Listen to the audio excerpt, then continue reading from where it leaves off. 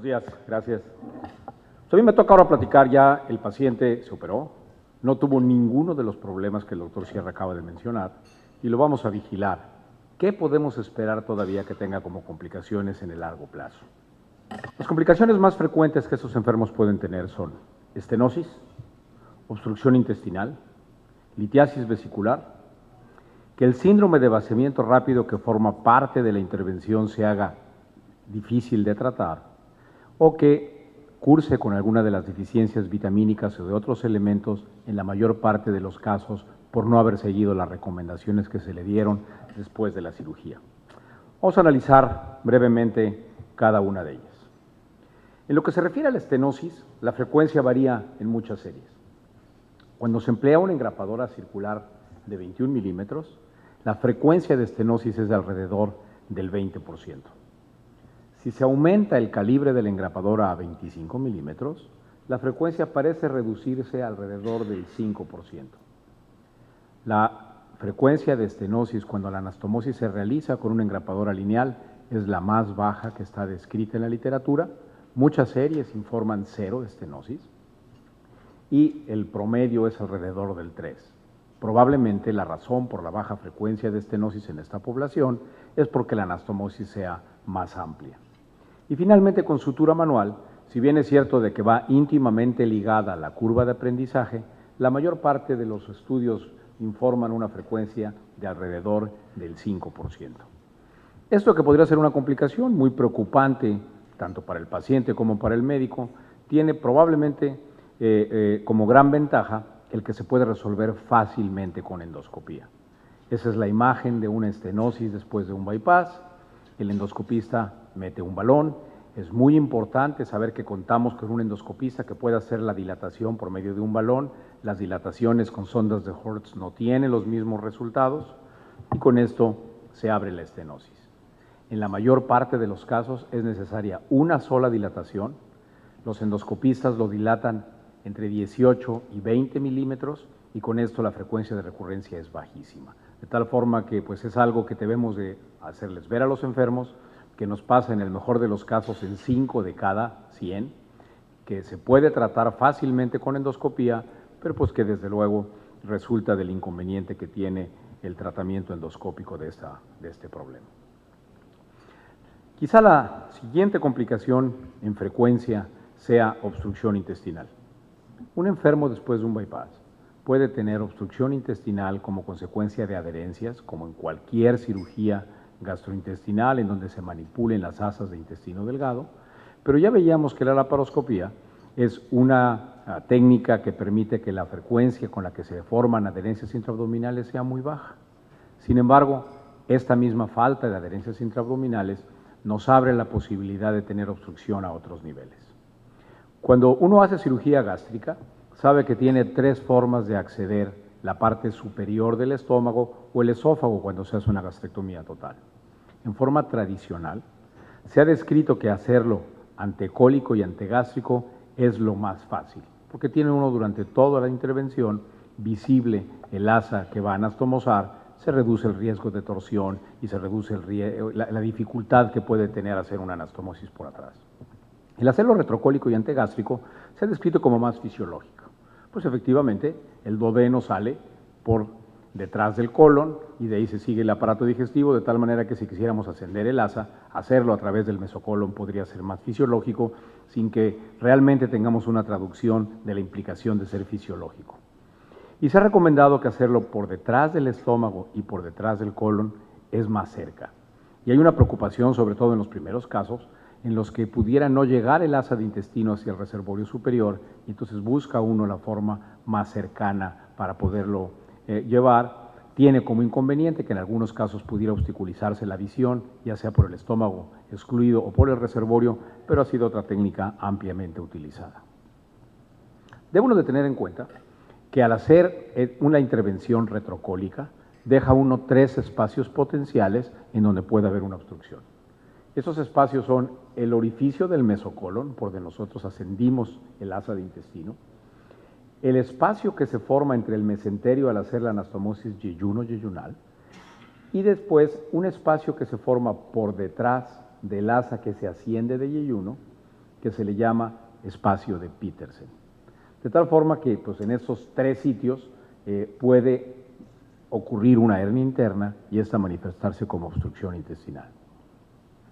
Cuando uno realiza la intervención por vía antecólica, solamente tiene 2 espacios por donde puede ocurrir. No existe el defecto del mesentérico, pero el espacio de Petersen generalmente es más grande, porque para poder ascender el asa por delante del colon necesitamos hacer la división del intestino en forma más distal o seccionar el mesenterio, y el otro es la misma brecha mesentérica que se forma al hacer la yeyuno anastomosis. Esas son unas imágenes de cómo se ven un cuadro obstructivo. Uno de los problemas que tienen estos pacientes es que en muchas ocasiones la placa simple de abdomen, y de hecho en material hidrosoluble, puede no ver una gran dilatación. Nosotros estamos acostumbrados que en la obstrucción intestinal hay una gran dilatación de asas y dilatación del estómago, pero aquí, a menos de que la obstrucción ocurra por debajo de la anastomosis yeyunal, en el que también regrese el aire y el líquido hacia el estómago nativo, puede en una placa simple de abdomen no verse la imagen de obstrucción. Esta sería una hernia de la brecha mesentérica, y aquí la mayor parte del intestino pasa a través de la brecha mesentérica y ocurre una obstrucción generalmente mucho tiempo después de haber iniciado la comida. Las hernias de Petersen son un poquitito más sencillas de identificar. Cuando nosotros vemos que hay un asa de intestino que está en el lado derecho del abdomen, sospechamos una hernia de Petersen, ya que normalmente esto no ocurre, sino que tendría que haber pasado el asa por detrás del asa alimentaria para poder presentar la obstrucción, y pues aquí se ven los sitios de obstrucción en un caso de una hernia de Petersen. Hay pacientes que se presentan con un cuadro casi resuelto, con un cuadro muy incipiente de obstrucción, en el que la forma más sencilla de identificarlo es a través de una tomografía. Y esta es una imagen que debemos de tener presente, que es una imagen como en espiral, que se forma en el mesenterio y que ocurre como consecuencia de la rotación del intestino a través de este espacio, de tal manera que cuando nosotros vemos de que no pasa el material de contraste fácilmente hacia los extremos distales y que existe esa imagen mesentérica en espiral, sospechamos la posibilidad de una hernia de Petersen. En cuanto a cómo prevenir esta complicación, la mayor parte de las publicaciones están en relación a si la frecuencia de herniación es mayor cuando se hace una intervención antecólica o retrocólica. Y de hecho, uno de los estudios probablemente más conocidos por la época en la que se publicó, que empezaba apenas la descripción de estas hernias, es el del Dr. Champion. Y él publicó que el solo hecho de cambiar un asa retrocólica antecólica, sin cerrar ninguno de los defectos, reducía la frecuencia de obstrucción de 4.5% a 0.4%, lo cual pues eran datos verdaderamente convincentes. Pues no sé cuántos más, pero nosotros fuimos algunos de los seguidores de este trabajo, y miren nuestros resultados. Sin cierre de defectos, 15% de obstrucción; con cierre de defectos, 0.5% de obstrucción. La única explicación que yo podría tener para esto es que en muchos sitios el paciente va a un centro especializado cuando requiere de una intervención como un bypass. Pero si tiene una obstrucción intestinal, probablemente se trate en su hospital local y el cirujano no esté alerta de que tuvo una complicación de este tipo. Mientras que dentro de las múltiples ventajas que tiene el tener una clínica y un seguimiento de los pacientes efectivo, pues es que nosotros mismos vemos las complicaciones, y ya han salido otras publicaciones que demuestran que la frecuencia de obstrucciones sin cierre de defectos es muy alta. Así es que probablemente, más que el hecho de hacerla por vía antecólica o retrocólica, sea importante el que nosotros cerremos los defectos. Y si recordamos lo que nos enseñaban nuestros maestros hace mucho tiempo, todo defecto que abramos hay que cerrarlo, de tal manera que no parecería que hubiera mucha discusión si se debe de cerrar o no, y probablemente la única razón para dejarlo abierto es el tiempo que consume el hacer la sutura para cerrar un defecto mesentérico.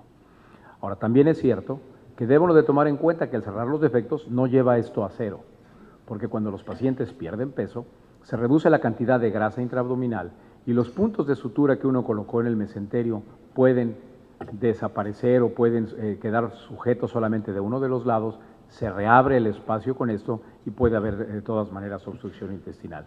Así es que este es un riesgo que hasta el momento no se ha logrado llevar a cero. Litiasis vesicular es otra de las preocupaciones que pueden ocurrir cuando una persona baja de peso súbitamente, una magnitud importante, puede desarrollar piedras en la vesícula, Y para esto, pues en la historia, primero las intervenciones se realizaban en conjunto con colecistectomía, después se vio que no había la necesidad de tratar a los pacientes, a 70% de los enfermos con colecistectomías y solamente 30 iban a desarrollar litiasis vesicular, y en la actualidad lo que se recomienda es administrar ácido ursodesoxicólico. El inconveniente es que en algunos pacientes ocasiona molestias digestivas vagas y no les gusta tomarlos, pero si durante la pérdida de peso mayor que ocurre entre 6 y 9 meses se les administra ácido ursodesoxicólico, se puede reducir la frecuencia de litiasis vesicular del 30 al 3%, lo cual yo pensaría que es un riesgo aceptable y que no justifica una colecistectomía.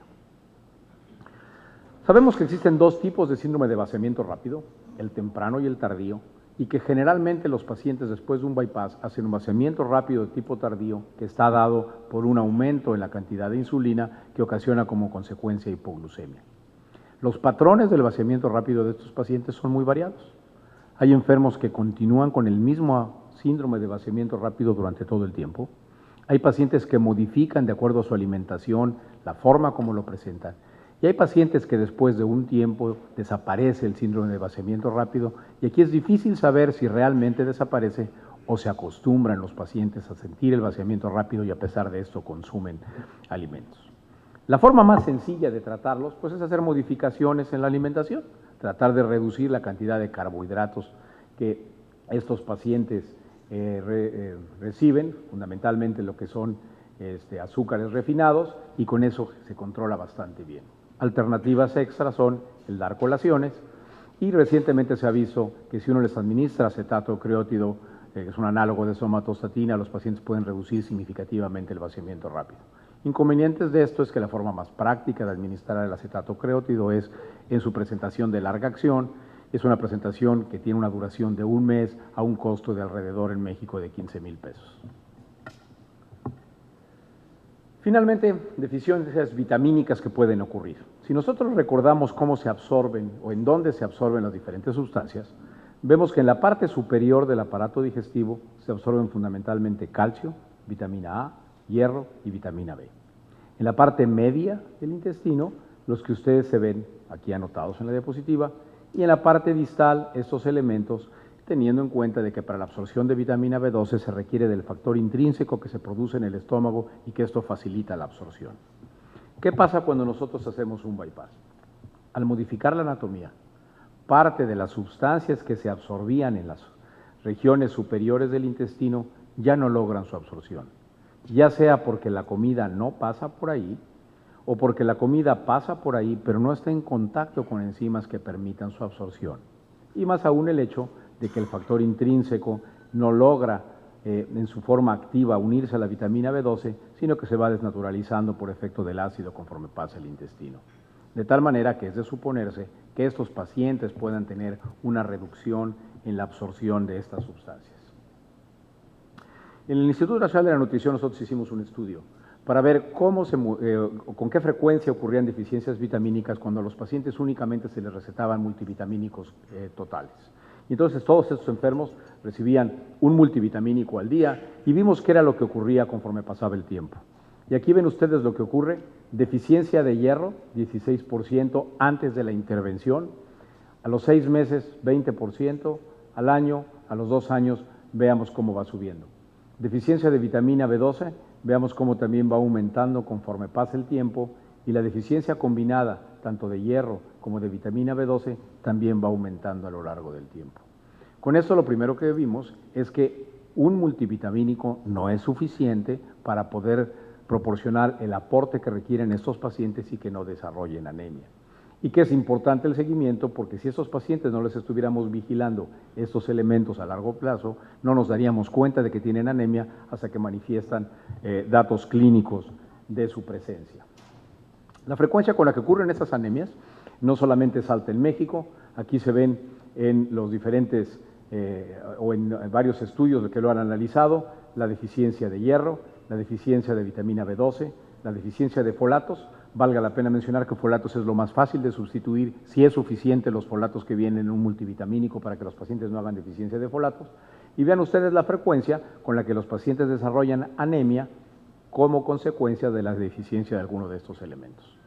Lo segundo que aprendimos en este estudio es que cuando se identificaban la presencia de anemia en nuestros pacientes y tratábamos de restituirla con medicamentos o con suplementos por vía oral no era suficiente. De tal manera que son extraordinariamente buenos cuando se administran para prevenir, pero cuando ya el enfermo tiene deficiencia de anemia, deficiencia de vitamina B12, en la mayor parte de los casos requieren de su administración por vía parenteral. Y estas son las recomendaciones vitamínicas, la forma y la presentación que deberían de tener estos pacientes. Nuestro trabajo actual consiste en ver, administrando lo que nosotros pensamos que es la dosis óptima de los medicamentos, cuál sería la frecuencia con la que ellos desarrollan anemia. Una de las enfermedades que aparece secundaria a un bypass y que recientemente se le ha dado importancia es su impacto sobre el hueso. Se sabe que la reducción de peso y la disminución de la absorción de calcio impactan en una reducción de la masa ósea y que la movilización del hueso es a expensas de elevación de la paratormona, lo cual trae como consecuencia un hiperparatiroidismo secundario. Gruesamente se sabe que una reducción del 7% de peso reduce de 1 a 2% la masa ósea y que si nosotros operamos a estos pacientes y los vigilamos por tiempo prolongado, vamos a ver que tienen consecuencias sobre el hueso. ¿Cuál es la forma de prevenir y vigilar las alteraciones del hueso que ocurren en estos pacientes?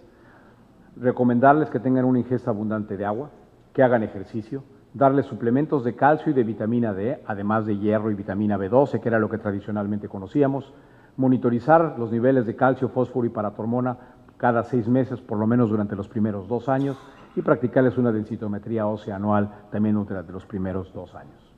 Y estas serían las modificaciones que hay que hacer en los suplementos de calcio y vitamina D. Esta es la ingesta recomendada para adultos sanos de calcio y de vitamina D en un paciente con bypass durante la época de la pérdida de peso, en pacientes con un bypass durante el mantenimiento y cuando tienen deficiencia después de que se realizó un bypass gástrico. Así es que cada vez más se le pone atención a la repercusión que tiene esta operación sobre el hueso.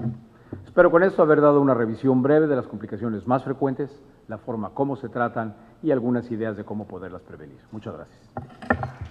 Quería hacer un comentario y una pregunta. El comentario es referente a los pacientes que tienen obstrucción intestinal. El manejo de estos pacientes es algo diferente al de una obstrucción intestinal de cualquier otra persona. Sí. Debe ser un manejo más agresivo, un manejo más temprano, al menos desde el punto de vista quirúrgico, porque no se comporta igual a los de cualquier otra persona. Es decir, no es ponle la sonda nasogástrica, espérate a ver qué pasa, acabo está drenando, espérate a que amanezca para, si sigue mal, opero en la mañana. El tratamiento debe ser más agresivo y más temprano. Hay que recordar que estos pacientes tienen cerrado el estómago excluido, y entonces hemos visto dilataciones importantes del estómago excluido por obstrucciones intestinales que a veces llevan a una necrosis de la pared gástrica, o hemos visto dilataciones muy importantes del duodeno que pueden llevar a reflujo biliar importante con pancreatitis muy graves, o más grave aún, dilatación importante del duodeno puede llevar a una compresión de la aorta y la cava con deficiencia del retorno venoso y choques muy graves o muy severos que llevan al paciente a la muerte en forma muy rápida. Entonces, descompresión temprana del estómago excluido o reintervención temprana en estos pacientes. Y la pregunta para ti, Mauricio, es ¿qué experiencia tienen con el manejo de las prótesis autoexpandibles en el manejo de las fístulas, de las anastomosis o de las líneas de grapas? Las hemos usado poco y probablemente mucho tiene que ver por el costo, porque además son prótesis que se tienen que cambiar periódicamente. Entonces tenemos poca experiencia. Algunos casos respondieron muy bien y sí ayudaron en la resolución. La verdad es que al final nos ayudó más el papel del endoscopista, que tiene algunas herramientas que nos ayudan a cerrar de manera más expedita la fístula y no tanto las prótesis. Es una buena opción, sin embargo tiene complicaciones y estoy seguro que todos hemos visto videos de cómo sacan, sobre todo las de metal, en donde viene una gran parte del esófago junto con la prótesis, sin que esto parezca que pueda resolver o a que se resuelvan de manera más rápida las fístulas, ¿no? Entonces no es algo que recomendamos de manera sistemática y en nuestro ambiente, como les decía, es todavía más complejo por su costo. El uso de material nuevo en cada paciente, cada engrapadora debe ser nueva. La gran parte o muchas de las complicaciones que suceden con derivaciones gastrointestinales es por el uso y reuso de esas engrapadoras. No sé qué experiencia tengan ustedes, cuántas veces las utilizan esas engrapadoras. Nosotros tratamos de que cada paciente siempre sea una máquina nueva. De acuerdo a las instrucciones de la compañía que produce estas engrapadoras, usamos las engrapadoras al máximo, pero cuando termina su eficiencia, que por ejemplo las engrapadoras nuevas que utilizamos nosotros son de 10 a 12 disparos, ahí se cambia la engrapadora. Por la cuchilla, no por el mecanismo de la engrapadora como dices tú, ¿no? Quería preguntar a los doctores, ¿qué frecuencia tienen de úlcera de boca anastomótica y habitualmente cómo la han manejado en la gastroentero? Dice que en realidad muy baja. Ese es un problema que ahora se empieza a ver mucho en los pacientes que tienen seguimiento prolongado y que nosotros por alguna razón todavía no lo empezamos a ver en nuestra práctica. Las úlceras marginales llegan a ser un verdadero problema en estos enfermos cuando se presentan en forma tardía. En los casos que nosotros hemos visto han sido tempranos y son en enfermos que generalmente toman antiinflamatorios no esteroideos, que fuman, que toman licor, que tienen algún factor agresor. Pero cuando uno revisa la literatura ve que están apareciendo un mayor número de úlceras de boca anastomótica, que esas úlceras, el manejo es convencional, con inhibidores de bomba de protones y con protectores como es el sucralfato, y que en algunas ocasiones han tenido que reintervenir, y vi un trabajo de Kevin Higa el año pasado, en donde hablaba de tratamiento quirúrgico de las úlceras de boca anastomosis, porque parece que es un problema cuya prevalencia está aumentando en Estados Unidos.